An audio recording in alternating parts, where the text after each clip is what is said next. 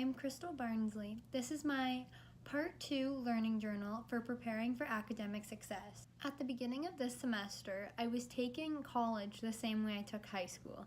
I was leaving everything to the very last minute, which I have now realized that you can't do in college. Because where in high school you had one assignment due that week, in college everything is due at the same time.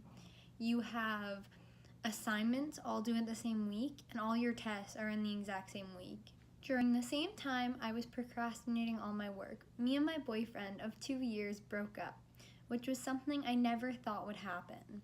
This then made college so much harder. And of course, we broke up the same week that midterms was.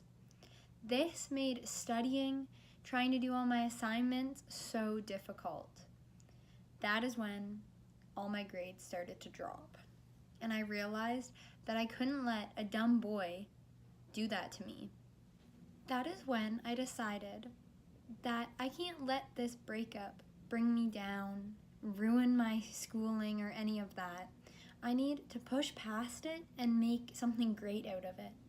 So I decided to put all the sadness and anger that I had towards him or a relationship into my work.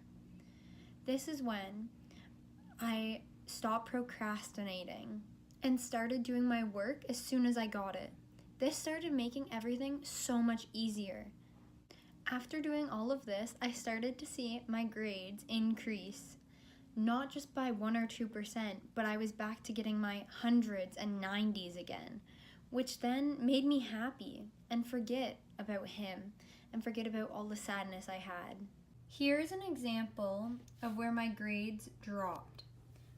Right here, I got a 75, which was the week that me and him broke up.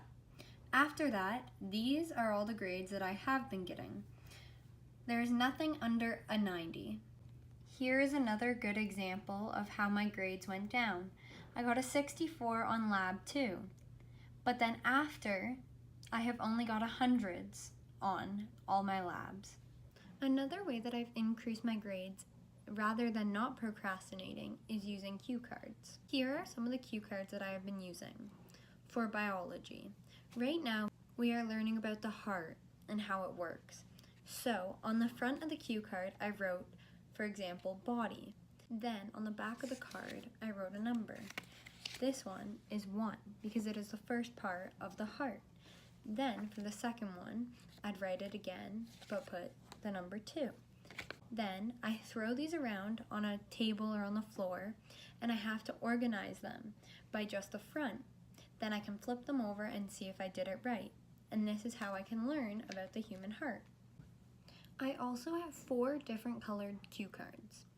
I have pink, which is for definitions. Then I have blue, which are for diagrams. Then I have yellow, for interesting facts or information that I should know, and then I have green for any other thing that I just think I should write down just in case it could be on the test. Also, another big event just happened in my life. One of our group members for our group project in this class just dropped out of school.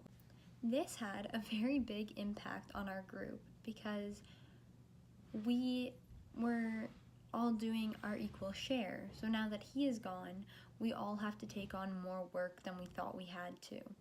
We also have to presentate it this Thursday, which is less than a week away. So we are all trying to figure out how we can make it our best without him.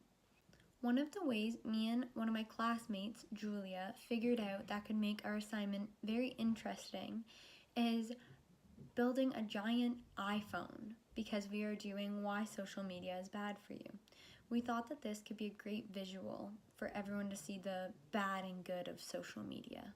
Me and Julia have also decided that we are going to meet up on Tuesday and Wednesday as a group to work more on this project so that we can all take more a part of his part and get the work done and still get the grade that we were hoping for.